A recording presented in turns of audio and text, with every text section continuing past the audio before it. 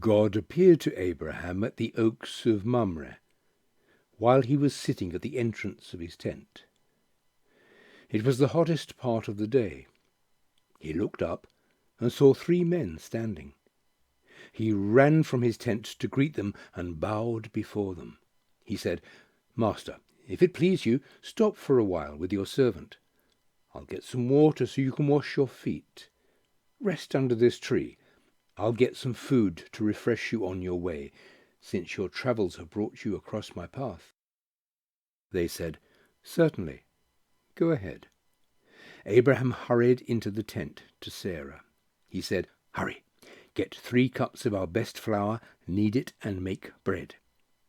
Then Abraham ran to the cattle pen and picked out a nice plump calf and gave it to the servant, who lost no time getting it ready.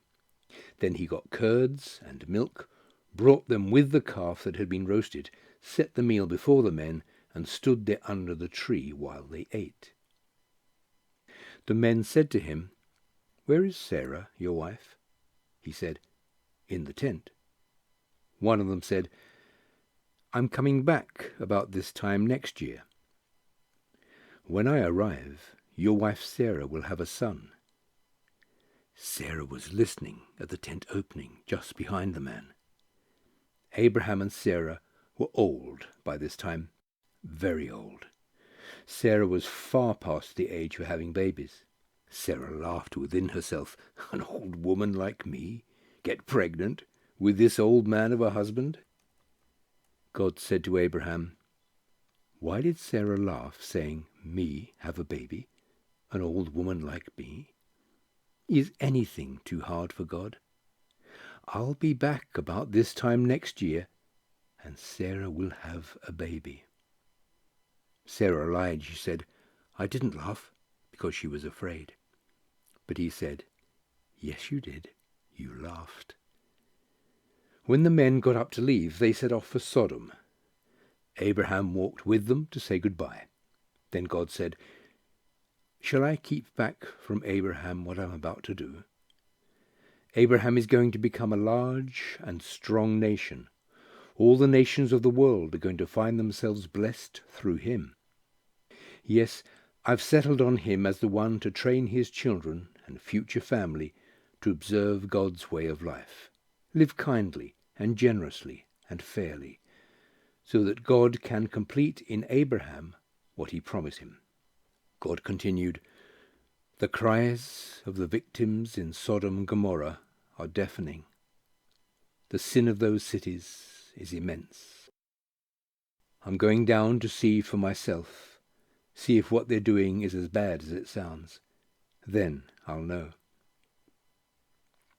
The men set out for Sodom, but Abraham stood in God's path, blocking his way. Abraham confronted him. "Are you serious? Are you planning on getting rid of the good people right along with the bad? What if there are 50 decent people left in the city? Will you lump the good with the bad and get rid of the lot? Wouldn't you spare the city for the sake of those 50 innocents? I can't believe you'd do that. Kill off the good and the bad alike as if there were no difference between them. Doesn't the judge of all the earth judge with justice?" God said, "If I find 50 decent people in the city of Sodom, I'll spare the place just for them." Abraham came back. "Do I, a mere mortal made from a handful of dust, dare open my mouth again to my master? What if the 50 fall short by 5? Would you destroy the city because of those missing 5? He said, "I won't destroy it if there are 45. Abraham spoke up again. "What if you only find 40? Neither will I destroy it for 40. He said, "Master, don't be irritated with me, but what if only 30 are found?" "No, I won't do it if I find 30. He pushed on. "I know I'm trying your patience, Master. How about for 20? I won't destroy it for 20. He wouldn't quit. "Don't get angry, Master. This is the last time. What if you only come up with 10? For the sake of only 10, I won't destroy the city."